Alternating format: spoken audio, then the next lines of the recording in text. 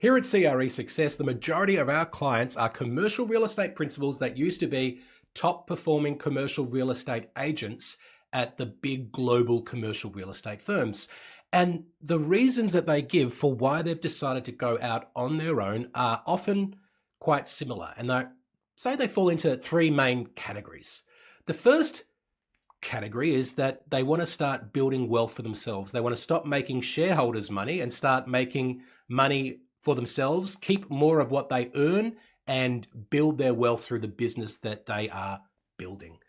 The second thing that often comes up is around culture, whether they've been dealing with people at work that they didn't enjoy dealing with, or maybe just too much office politics, or the values of the business or the people within it didn't reflect their values and they want to lead a business, lead a team that really is aligned with who they are.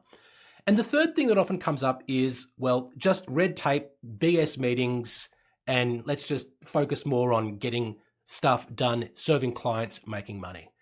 And what I want to talk to you about today is how we need to do some meetings. Yes, we can do less than we used to do in the big businesses, but let's do some meetings which, well, reduce ad hoc communication elsewhere, meetings that drive productivity and that improve efficiency.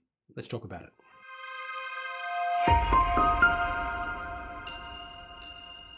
Hello and welcome to episode 193 of Commercial Real Estate Leadership. I'm your host, Darren Krakowiak. Really appreciate you joining us for another episode. I'm here to help you work fewer hours, deliver more value to your clients, and ultimately have a business that is growing faster than it was previously. That's what we're trying to do. And today's topic is very much aligned with those goals, because we're talking about the importance of meetings, but meetings that matter. And a mistake that I see some commercial real estate principals making is that they detested meetings that they used to have when they were an employee so much that they just avoid doing meetings at all costs. But here at CRE Success, we believe that meetings are important. And there are three key meetings that we recommend that commercial real estate principals hold as part of their, if you like, meeting cadence that they use to help them manage and run their business and lead their people. So one of those meetings is one-on-one meetings. The second one is an operations meeting to sort of run the back of house. And the third meeting is team meetings or department meetings. And today I want to talk about department meetings, because I think this is one that most people accept is important, but I want to give you a little bit of a framework around, well, why we should be doing it every week and how those meetings should operate, because we want to use meetings to help you manage the business, to drive performance and also enhance efficiency. And the goal really is to, well, make sure there's less ad hoc communication so that you can focus more on generating revenue and also on strategizing to grow your business, and also so your team can do the same thing as well. The more time that we've got our team members focused on revenue generating activities, the more money that they can make and the more that the business can grow.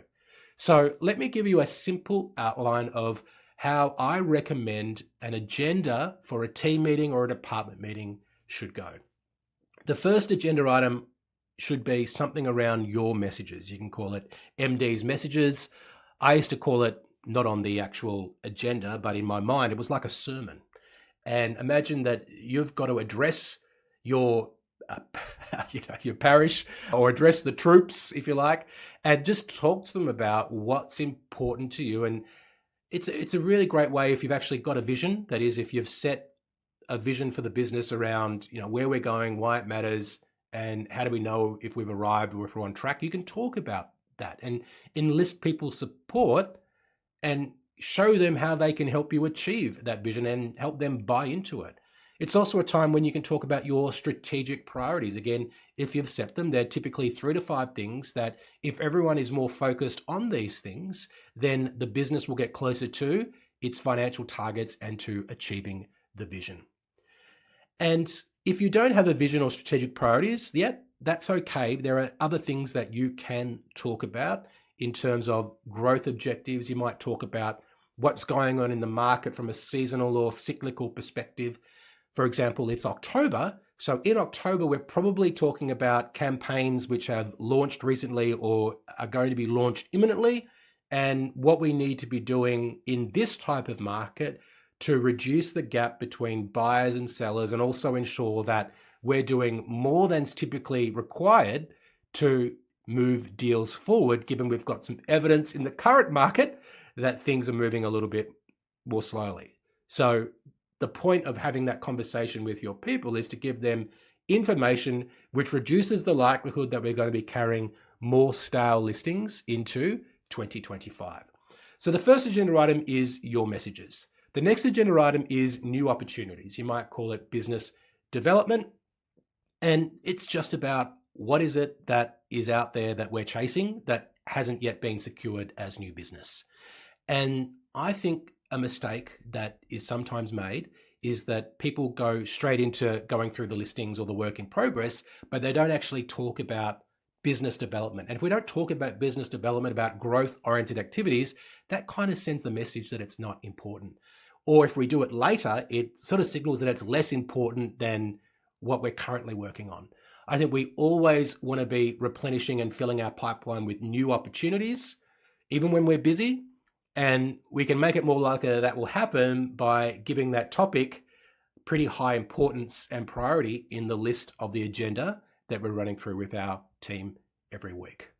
So after business development, then we can talk about the work in progress. We can go through the listings. You can do that line by line. And one thing I'd recommend that you do if you're not already doing this is to actually list the anticipated revenue that will be generated for the business from that deal, because that allows you to focus on what's more important, to ask questions around what are we doing to get this deal over the line. It allows you to plan. It allows you to help your team and focus your energy and attention and focus on what is more important from a revenue perspective. The fourth agenda item that I'd recommend that you have in your weekly team meetings is something to do with either case studies or maybe learnings from recent business development activities. So maybe a win-loss debrief, or we can talk about other things that are going on in terms of projects that we've completed and what we learnt, what the wins were, what the learnings were, etc., right? So it's a training moment, but we're making it practical by applying it to actual deals that are going on. And this is something which you can rotate amongst the team. Don't take on all the burden yourself of having to deliver all that training. Get your people involved and get them to share their learnings. Often there'll be things that they've got to say that perhaps you haven't even thought of. And it reinforces the learnings when people are able to talk about and teach it to others. The last item is general business. So this can be asking questions. It could be open discussion. We might have an area around market gossip or market information. And also we've got the opportunity to talk about what's going on from an operational perspective. So if people aren't filling in their annual leave forms correctly or anything of that administrative nature that you need to talk about, you can come under that category. So that's a broad outline of what the meetings should look like. And I just want to give you a couple of principles or guidelines that you might want to put in place, because I think we need to establish the rules. As I mentioned in an episode 2 or 3 weeks ago, we've got to set the expectation. We can't just assume that people understand what we want. And as the principle of the business, you've got the right to have expectations, but we've got to communicate what they are so then people know and then they can follow them. So some examples here might be no phones. You might say that it's not acceptable to even have your phone on the desk or look at your phone, or it's not acceptable for the phone to ring. There might be a fine if the phone does ring, and that fine then goes into a jar which is used for a charity or for drinks or whatever. You could have a start time and an end time and commit to starting and finishing on time. So that means that you turn up on time and that you let people go on time. So they know that if they book a meeting after that hour meeting that you're asking them to attend, they can confidently do that knowing that they're not going to be held back. We can also set the expectation that if people aren't going to attend, that they need to let you know in advance, that if you're a non-attendee, you need to apologize in advance. And one other thing that you might want to consider is just setting the expectation that everyone is expected to contribute in that meeting, that there's no passengers. Everyone needs to be talking about their business development opportunities. Everyone needs to be talking about their work in progress. Everyone will be expected to offer up case studies and learnings from wins and losses. So this is the very, very sort of high level outline of how we look at meetings when we're teaching it to our clients within CRE Suite, which is our program for commercial real estate principles. And I guess the point I want to leave you with today is just because you hated meetings, it doesn't mean that your meetings will be hated by everyone. You've got the opportunity to make meetings matter, to make them more engaging, to ensure that it's something that people don't dread, and for them to actually have a meaningful impact on the performance of your business.